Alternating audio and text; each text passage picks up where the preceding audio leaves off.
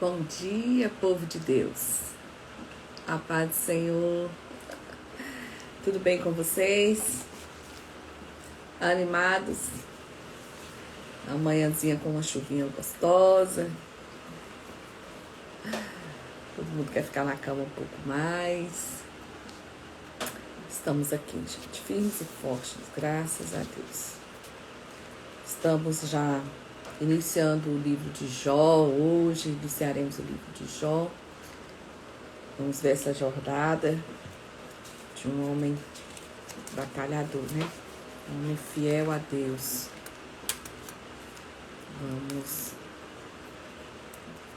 Vamos descobrir quando que se passou essa história. Nós estávamos lendo sobre o pós-cativeiro e agora vamos pular para um livro de Jó, que é um livro que ele foi escrito lá na época dos patriarcas. Ele não é um livro da mesma época dos que nós estávamos lendo, né? É uma história real, ela não é parábola, ela provavelmente é uma história que aconteceu na época de Abraão. O autor desse livro, a grande maioria dos estudiosos atribui ela a Moisés por causa de alguns detalhes que tem na escrita, algumas palavras, alguma coisa. E porque Moisés também, quando ele passou os anos dele lá em Midian, ele morava perto. Então, Jó também viveu 140 anos. Então, pode ser que Moisés tenha escrito. Assim, a grande maioria dos estudiosos entende que quem escreveu o livro foi Moisés. Então, hoje nós vamos ler essa história tão conhecida, né? Onde o principal foco é a soberania e a sabedoria, a soberania de Deus. Vamos orar? Querido Pai, nós te louvamos, te agradecemos pela noite que o Senhor nos deu, de paz, de tranquilidade. Que o Senhor venha estar conosco durante esse dia, especialmente nesse momento onde nós abrimos a Tua Palavra para compreender um pouco mais, Pai, das Tuas maravilhas para nós. Revela-te a nós, nos dê entendimento, abençoa o nosso dia, que ele seja um dia alegre, próspero e que nós possamos sair daqui mais fortalecidos, Senhor. Eu te louvo, bendigo o Teu nome. Amém. Amém? Bom dia, bom dia. Então vamos lá. A virtude e a tentação e as perdas de Jó. Havia um homem na terra de Uz, cujo nome era Jó. E este era homem sincero, reto, temente a Deus e desviava-se do mal. Nasceram-lhe 7 filhos e 3 filhas, e era o seu gado 7.000 ovelhas, 3.000 camelos, 500 juntas de bois, 500 jumentas. Era também muitíssima gente ao seu serviço, de maneira que este homem era o maior do que todos os do Oriente. Então vimos aqui que ele era um homem rico e era o mais rico de todos ali daquele lugar do Oriente. Iam seus filhos e faziam banquetes na casa de cada um no seu dia, enviavam e convidavam suas 3 irmãs a comerem e a beberem com eles. Sucedia, pois, que tendo decorrido o turno de dias de seus banquetes, enviava Jó e os santificava, e levantava de madrugada e oferecia holocausto segundo o número de todos eles, porque dizia Jó: porventura pecaram meus filhos e blasfemaram de Deus no seu coração. Assim fazia Jó continuamente. Então, esta fala, ela dá a entender que é na época de Abraão, porque ele mesmo fazia os sacrifícios. Se fosse tempos depois, fosse depois do Egito, depois que eles estivessem em Canaã, já não seria mais Jó quem faria esses sacrifícios. Então, essa história ela já começa mostrando para nós que ela é antes, né, da instituição, ali antes da lei. Não havia lei ainda. O versículo 7 diz: também o Senhor...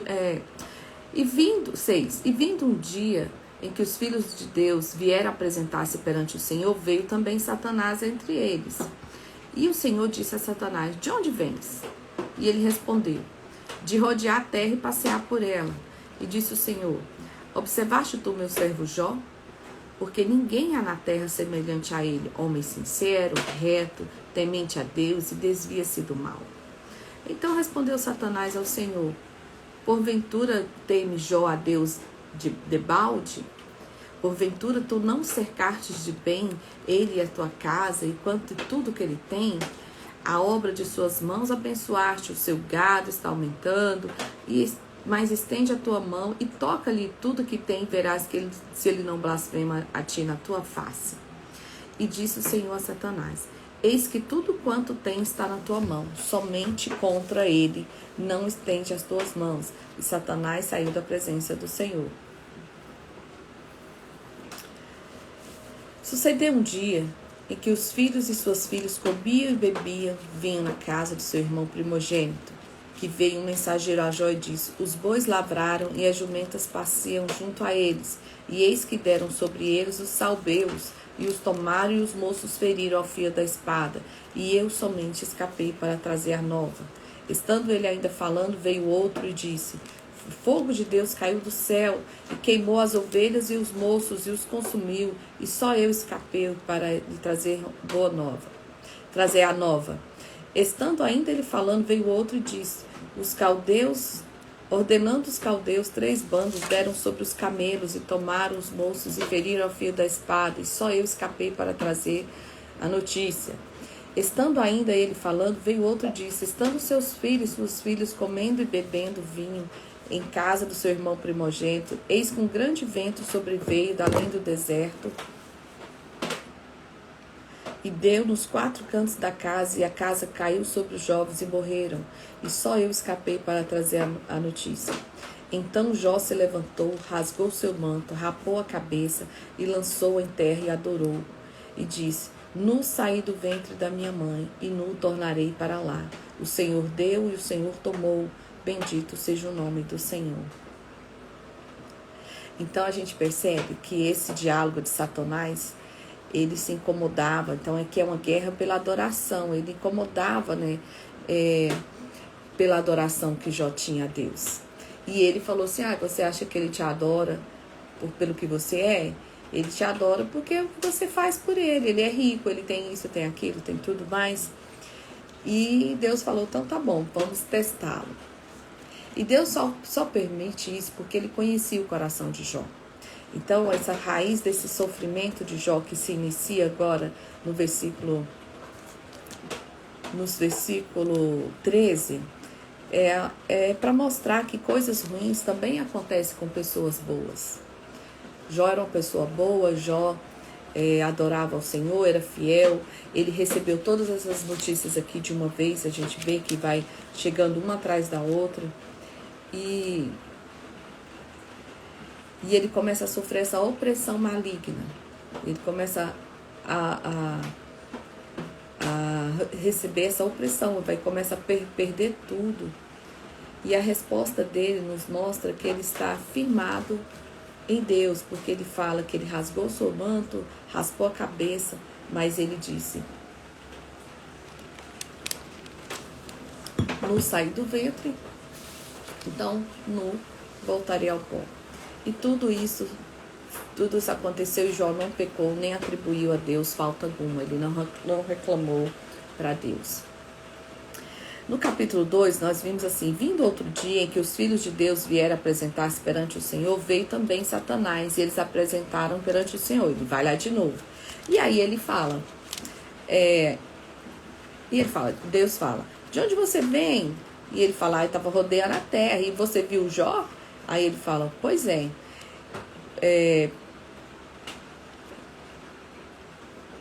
Você observou Jó? Porque ninguém há na terra como ele, sincero e reto, e desvia-se do mal.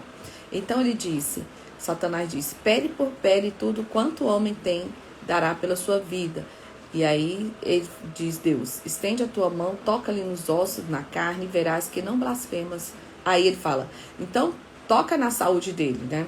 Toca ali nos seus ossos, na sua carne, e verás que se ele não blasfema contra você. E aí o Senhor diz: eis que está a tua mão, poupa, porém, a sua vida. Então Satanás saiu da presença do Senhor, feriu Jó de uma chaga maligna, desde a planta do pé ao alto da cabeça. E Jó, tomado por um pedaço de telha para raspar com ele as feridas, assentou-se no meio da cinza. E a sua mulher diz: ainda retens a tua sinceridade? Amaldiçoa o teu Deus e morre. Mas ele disse: como fala qualquer doida, assim falas tu. Recebemos o bem de Deus e não recebíamos o mal? Em tudo isso não pecou Jó com seus lábios. Ele falou: olha, você só aceita as coisas boas? Se Deus está permitindo, ele está ali firme e forte, né? Ouvindo 3 amigos que Jó estava de todo mal, que tinha vindo sobre ele, vieram cada um no seu lugar. Elifaz, o temanita, Bildade, o suíta, Sofá, Namatita, e consertaram juntamente, vieram condoer-se dele, consolaram. E levantando de longe os olhos, e não reconhecendo, levantaram voz e choraram, e rasgando cada um seu manto sobre a cabeça, e lançaram o pó ao ar. E se assentaram juntamente com ele 7 dias e 7 noites, e nenhum lhe dizia palavra alguma, porque viam que a dor era muito grande. Gente, muitas lutas nos desfiguram. Ele ficou irreconhecível. Quando os amigos deles chegaram, ficaram tão tristes, ficaram ali 7 dias sem saber o que dizer para Jó. Então, ele já tinha perdido os bens materiais dele, agora ele estava ali com o físico dele totalmente comprometido, irreconhecível de tão... Era uma doença de pele, então a pele dele estava ali, deixando ele totalmente irreconhecível. Então, muitas lutas nos desfiguram, muitas lutas nos deixam irreconhecível. E eles ficaram lá 7 dias sem saber o que dizer. E depois disso, Jó abriu a boca e amaldiçoou o seu dia e disse: pereça o dia que eu nasci e a noite em que eu disse, fui concebido um homem. Então Jó aqui está vomitando as mágoas dele, começa a falar então. E ele fala: converta-se aquele dia em trevas, e Deus lá em cima não tenha cuidado dele, nem resplandecer sobre a luz. A escuridão tome aquela noite e não goze entre os dias do ano. Ah, solitária seja aquela noite, e suave música não entre nela. Então não importa se você é um bom homem, se você é uma boa mulher, você sempre pode passar por lutas internas e ficar amargurado, né? Ele não amaldiçoa Deus. Ele está tão amargurado que ele fala: que dia foi esse que eu nasci, né? Ele ficou 7 dias quieto e agora ele começa a falar. Amaldiçoam-se aqueles que amaldiçoam o dia e estão prontos para fazer correr o seu pranto. O 11. Porque não morri eu desde a madre e saí do ventre e não expirei?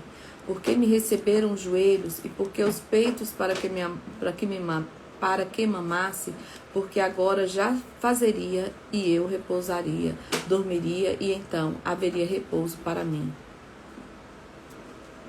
Então essa luta aqui, você vê que é uma luta contra a morte.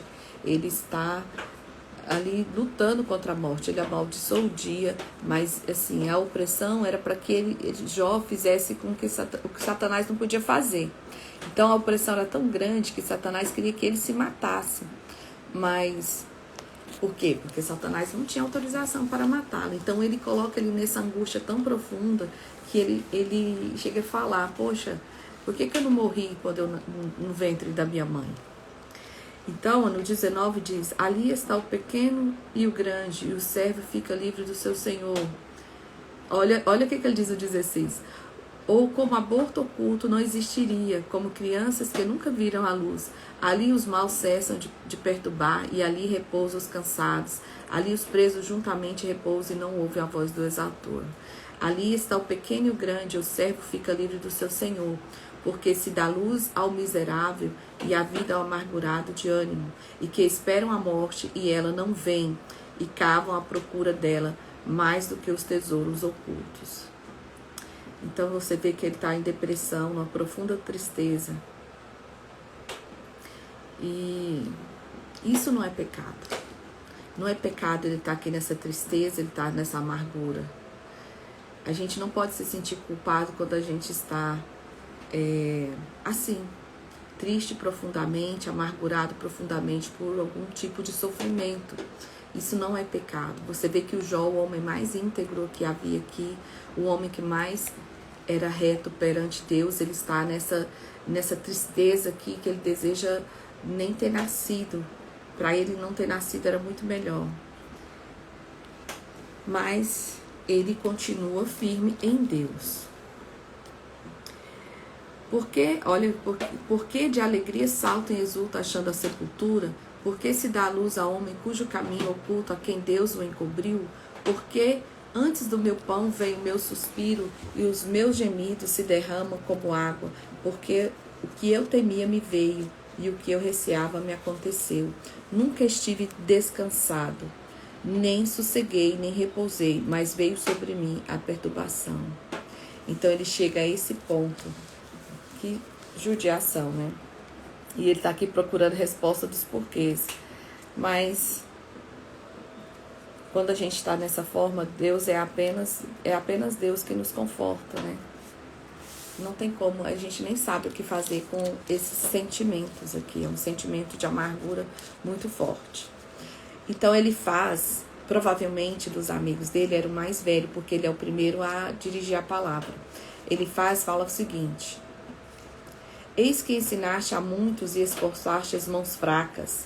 As tuas palavras levantaram os que tropeçavam, e os joelhos desfalecentes fortificaste. Mas agora a ti te vem, a ti te enfadas, tocando-te a ti te perturbas. Porventura não era o seu temor de Deus, a tua confiança e a tua esperança? E a sinceridade dos seus caminhos? Lembra-te agora qual é o inocente que jamais pereceu, e agora qual foram os sinceros destruídos? Segundo o que eu tenho visto, que lavram iniquidade e semeiam mal, cegam isso mesmo.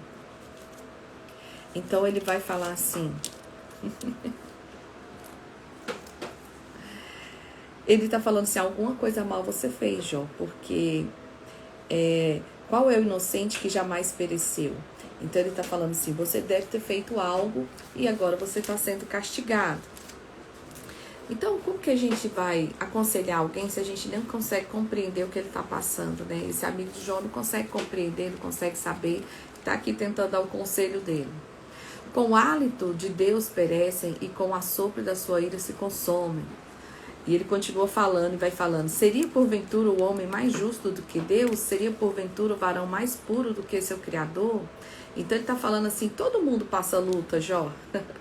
E eis que os seus servos não confiam nos seus anjos e encontram loucura. Quanto mais naqueles que habitam em casas de lodo.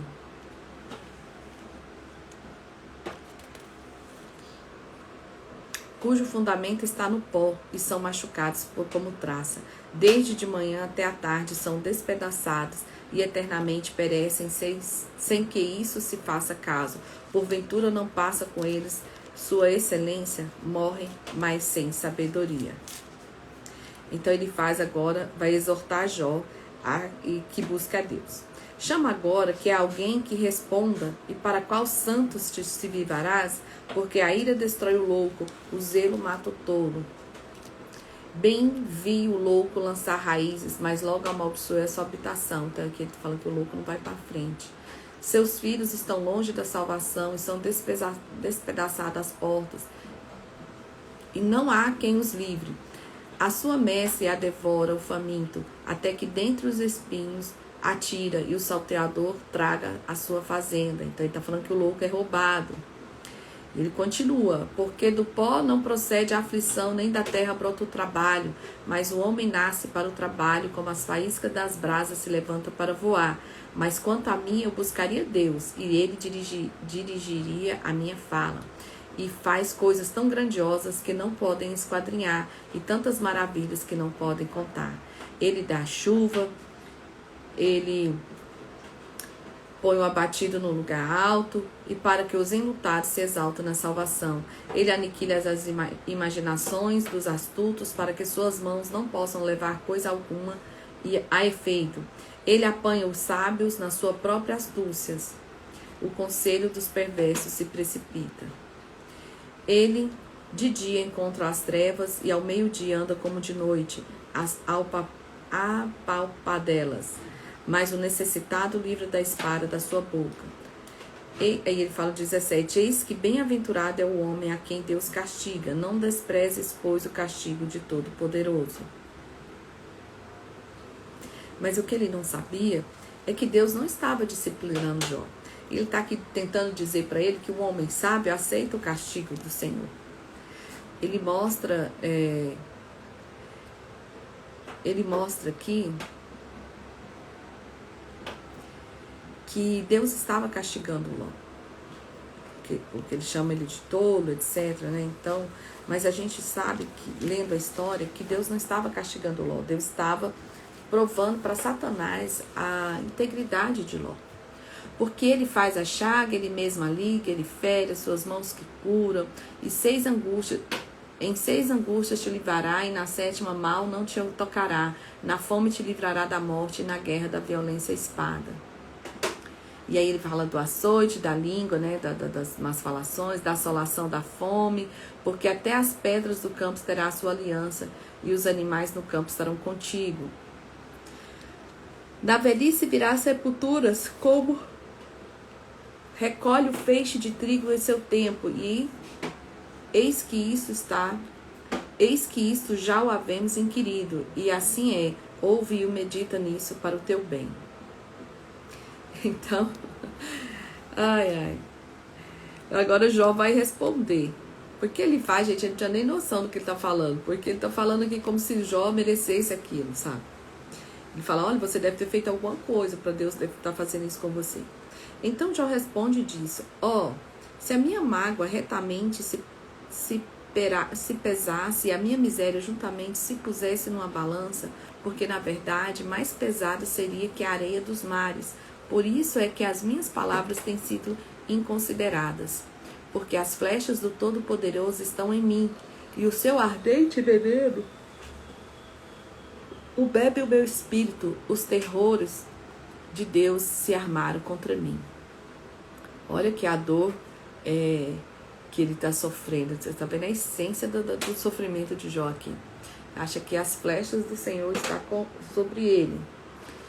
Porventura zurrará o jumento monteiro junto à relva, ou berrará o boi junto ao seu pasto, ou comer-se-á sem sal o que é insípido, ou haverá gosto na clara do ovo?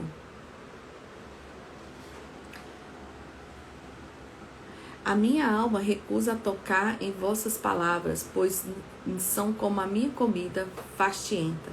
Então ele fala assim, não tem prazer nisso aqui que eu estou vivendo. Que gosto tem viver a vida desse jeito, né? Se até o boi reclama, então me entenda, por favor. Quem dera que eu cumprisse o meu desejo e que Deus me desse o que eu espero.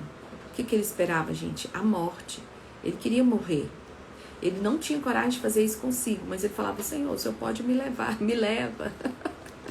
Me leva, Deus, me leva. Então, que Deus me desse o que espera. Então, espera morrer.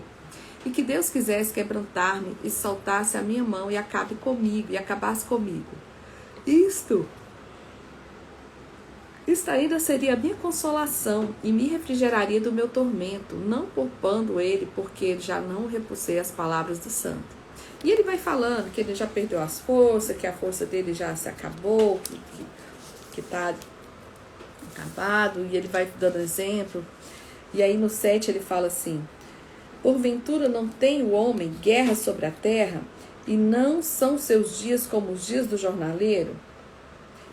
Então está falando aqui que os homens trabalham ao sol, o jornaleiro trabalhava no campo, né, no sol. Como servo que suspira pela sombra, o servo animal, tá? Como servo que suspira pela sombra e como jornaleiro que espera pela sua paga. Assim me deram por herança meses de vaidade e noites de trabalho me pregaram. Deitando-me a dormir, então digo, quando me levantarei? Mas cumprida é a noite, e farto-me de voltar da cama até a alva. A minha carne se tem vestido de bichos e de torrões de pó.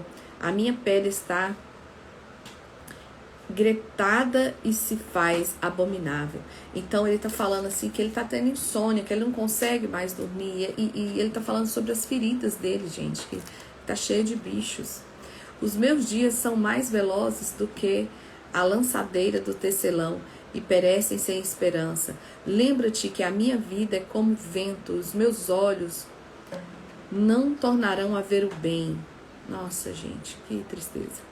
Os olhos do que agora me veem não me verão mais. Os teus olhos estarão sobre mim, mas eu não serei mais. Olha a amargura de alma que Jó está sentindo.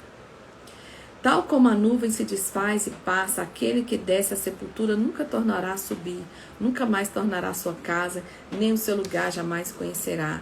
Por isso não reprimirei a minha boca, falarei na angústia no meu espírito, queixar-me-ei na amargura da minha alma. Sou eu, porventura, mar e baleia, ou a baleia, para que me ponhas em guarda? Dizendo eu, consolar-me a minha cama, meu leito aliviará a minha ânsia.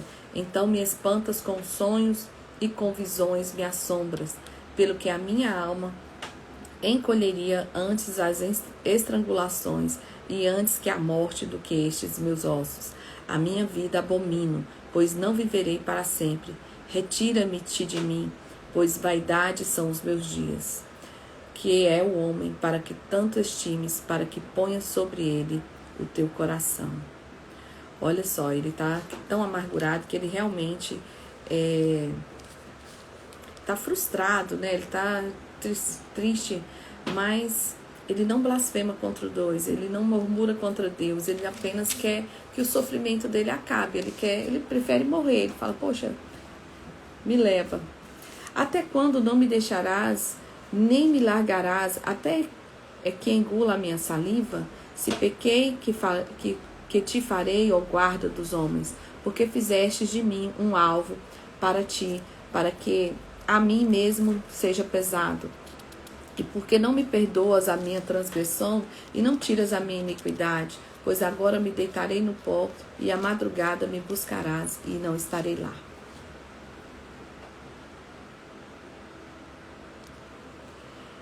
E é interessante que você vê Jó falando com Deus aqui, ele continua falando, ele continua sofrendo, mas Jó tem respeito.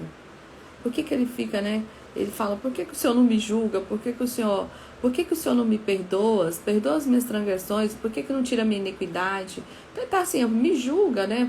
Se eu pequei, me julga se eu pequei. E agora eu venho no capítulo 8, outro amigo de Jó, que vai tornar a falar para ele e justificar aqui o que está acontecendo com Jó, mas sem entender a dor que Jó está sofrendo. Então respondeu Bildade e disse, até quando falarás tais coisas e razões da tua boca serão qual vento impetuoso? Porventura perverteria seu Deus o direito e perverteria o Todo-Poderoso a justiça? Se os teus filhos pecaram contra ele, também ele lançou nas mãos da sua transgressão. Mas se tu de madrugada buscares a Deus, o Todo-Poderoso, e pedires misericórdia, se for puro e reto, certamente logo despertará para ti e restaurará a morada da sua justiça. O teu princípio, na verdade, terá sido pequeno, mas o teu último estado crescerá ao extremo. Porque eu te peço, pergunta agora às gerações passadas e prepara-te para a inquirição de seus pais. Então ele está falando assim, dá uma olhada, vê a sua história, olha para trás, vê se alguém pecou, se confessa para Deus e vê se tem algo de errado aí no seu passado.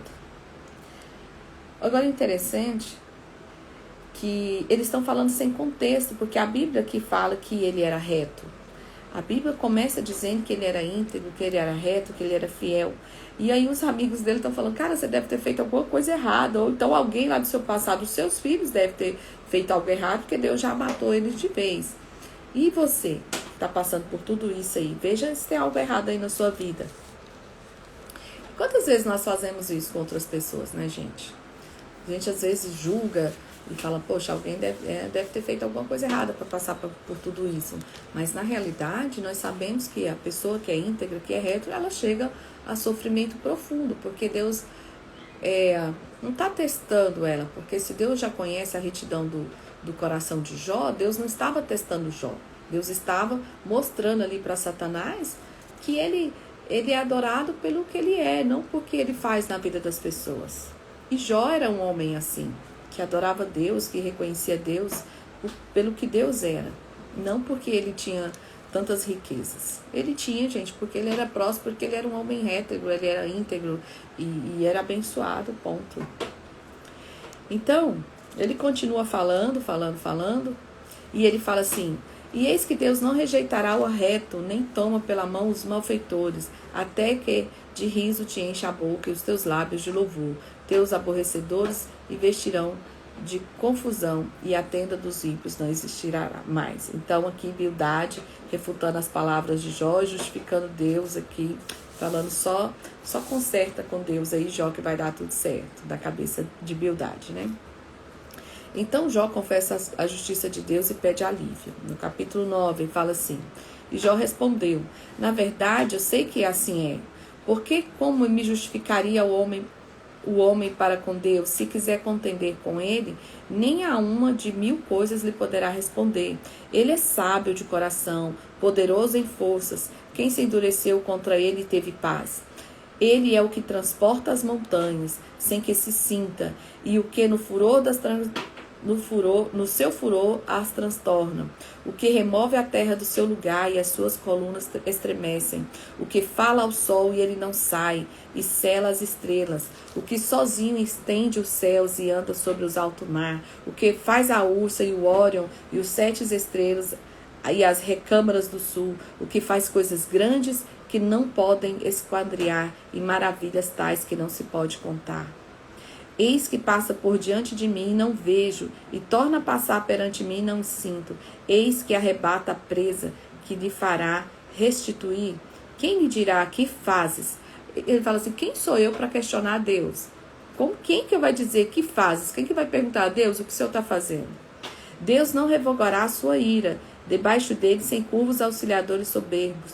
Quanto menos lhe poderei eu responder ou escolher diante dele as minhas palavras. A ele, ainda que fosse justo, não lhe responderia. Antes ao meu juiz pediria misericórdia. Ainda que chamaste e ele lhe respondesse, nem por isso creria que desse ouvido à minha voz. Ele continua falando da grandeza de Deus, ele fala assim, ainda que perfeito, não estima a minha alma, despreza a minha vida. Ele fala assim, Deus é perfeito, mas a minha vida está um caos.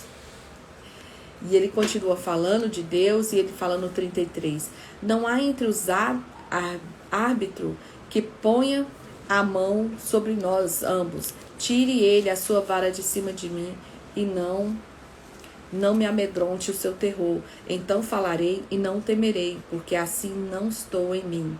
Então Jó está aqui dizendo que não existe mediador entre o homem e Deus. Tudo que Jó queria era um mediador para que levasse a causa dele a Deus. Então ele fala assim, não há entre nós um árbitro que põe a mão sobre nós. Ele fala assim, não tem ninguém aqui que possa falar com Deus ao meu respeito. Então ele queria alguém que falasse com Deus, porque ele nem se sente digno de reclamar de alguma coisa para com Deus, de falar, Deus, o que você está fazendo? A minha alma tem tédio, a minha vida darei livre curso à minha queixa, falarei na amargura da minha alma. Direi a Deus, não me condenes, faze-me saber que me contendes. Por que contendes comigo? Parece-me bem que me oprimas, que rejeite o trabalho das suas mãos e resplandeça sobre os seus conselhos dos ímpios. Então ele está aqui se falando, como que eu vou chegar nele e falar dessa forma, né? E naquela época não existia Jesus Cristo ainda. Jesus ainda não era o nosso mediador. Hoje nós temos, né? Quem que é o nosso mediador? Hoje o nosso mediador já é Jesus. Aqui no versículo 14 ele fala assim, se eu pecar, tu me observas e da minha iniquidade não me excusarás. Se for ímpio, ai de mim, e se for justo, não levantarei a cabeça. Cheio estou de ignomínia e olho para a minha miséria, porque me exalto, tu me caças como um leão feroz e de novo faz maravilhas contra mim. Tu renovas contra mim as tuas testemunhas e multiplicas contra mim a tua ira. reverses e combate então comigo, porque pois me tiraste da madre? Ah, se então dera o espírito e olhos nenhum me vissem, então fora como que nunca houvera sido, e desde o ventre seria levado à sepultura. Porventura não são poucos meus dias? Cessa, pois, e deixa-me para que por um pouquinho eu tome alento, antes que me vá, para nunca mais voltar à terra da escuridão e da sombra da morte, terra escuríssima, como a mesma escuridão, terra da sombra da morte, sem ordem alguma, onde a luz é como escuridão. Então ele está aqui tão cansado que ele continua firme que falando assim, ai Senhor, por que o Senhor não me leva? Me dá um tempo de paz aqui, me leva. E aí Zofar vai repreender Ló, que é o terceiro amigo dele. E Zofar fala assim, porventura tirará a resposta à multidão de palavras? E o homem falador mais será justificado? As tuas mentiras se hão de calar os homens, e zombarás tu sem que ninguém te envergonhe? Pois disseste, a minha doutrina é pura, limpo são os teus olhos. Gente, olha o que ele está falando. Então tem que ter muita paciência para ouvir essas coisas.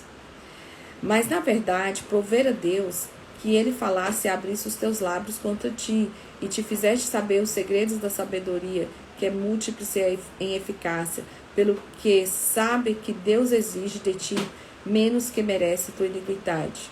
Porventura alcançará os caminhos de Deus ou chegará à perfeição de Todo-Poderoso? Como as alturas do céu é a sua sabedoria que porás tu fazer, mais profunda é ela do que o inferno, mas poderás tu saber? Mais comprida é a tua medida do que a terra, e mais larga do que o mar. Se ele destruir, encerrar ou juntar, quem o impedirá? Porque ele conhece os homens, vão e vê o vício, e não terá consideração? Mas o homem não é falta de entendimento, sim, o homem nasce como a cria do jumento montês. Se tu preparaste o teu coração, estende as tuas mãos para ele. Se há iniquidade na sua mão, lança para longe de ti e não deixes habitar injustiça nas tuas tendas. Eles continuam insistindo aqui nos erros que Jó provavelmente teria praticado. Ou algum tipo de coisa errada que Jó, porque ele está falando da iniquidade na mão de Jó. Então, se há iniquidade, se há coisas erradas, você pegou, sei lá, você era corrupto, algo assim, lança para longe de ti. Então, ele fala assim, porque te descerás dos trabalhos e lembrará deles como águas que já passaram, e a tua vida mais clara se levantará do que ao meio-dia, ainda que haja trevas, será como amanhã, e terás confiança, porque haverá esperança. Olharás em volta e repousarás seguro, e deitar-te-ás e ninguém te espantará. Muitos acariciarão o seu rosto, mas os olhos dos ímpios desfalecerão e perecerá o teu refúgio, e a tua esperança será expirar a alma. Então Jó respondeu, na verdade que só vós sois o povo, e convosco morrerá a sabedoria. Também eu tenho um coração como vós, e não sou inferior, e quem não sabe tais coisas como estas? Eu sou irrisão para com os meus amigos, e invoco a Deus, e ele me responde, o justo e o reto serve de irrisão. Tocha desprezível é a opinião do que está descansado, aquele que está pronto a tropeçar com os pés. Então ele está falando assim, olha só, tocha desprezível é na opinião do que está descansado, aquele que está pronto a tropeçar com os pés. Jó está falando assim, vocês estão vendo alguém aqui, vocês estão vendo alguém tropeçando e você faz empurrar, né? Vocês deveriam me dar apoio, não ficar me julgando. E as tendas dos assoladores têm descanso, e os que provocam a Deus estão seguros nas suas mãos, Deus lhe põe tudo. Mas pergunta agora às alimárias, e a cada uma delas nos ensinará as aves do céu, e elas te farão saber. Ou fala com terra, e ela te ensinará, até os peixes do mar te contarão. quem não entende por todas estas coisas que a mão do Senhor fez isto?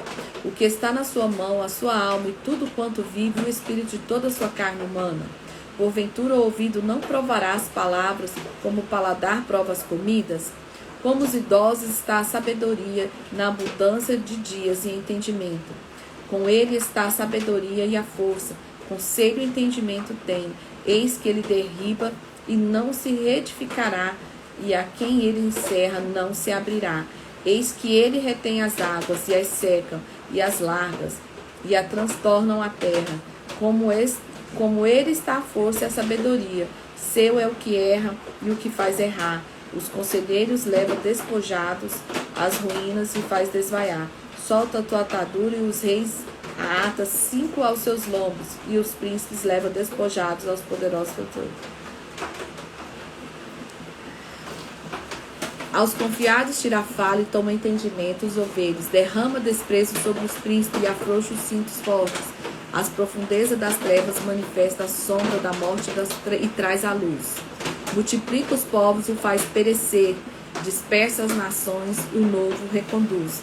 Tira o coração aos chefes dos povos da terra e o faz vaguear pelo deserto sem caminho. Nas trevas andas e as palpadelas sem terem luz, o que faz desatinar com os ébrios. Então ele está aqui perdido, né? Ele estava sofrendo e ele sabia que para ele buscar conselho só em Deus, porque nos amigos dele ele já viu que não tinha condição alguma de alguém aconselhar ele. Hoje a nossa leitura foi um pouco mais rápida, porque ontem eu terminei o livro de Esther. Então, para seguir a sequência, hoje era até o capítulo 12. Nós vimos aqui o diálogo de Jó com os amigos dele, esse sofrimento que Jó está passando. E nós vamos dar continuidade amanhã, porque está chovendo aqui, é um pouco barulhento aqui na área, aqui do lado de fora. E amanhã nós vamos dar sequência na história de Jó. Nós já vimos aqui que ele está sofrendo, ele quer morrer, ele está em profunda angústia, ele está, sim, desfalecido, mas ele não desiste de Deus. Ele continua entendendo que Deus é quem ele é e é o dono de todas as coisas e que decide todas as coisas. Tá bom? Um beijo e até amanhã, se Deus quiser. E amanhã nós continuamos no capítulo 13 do livro de Jó. Obrigada, gente.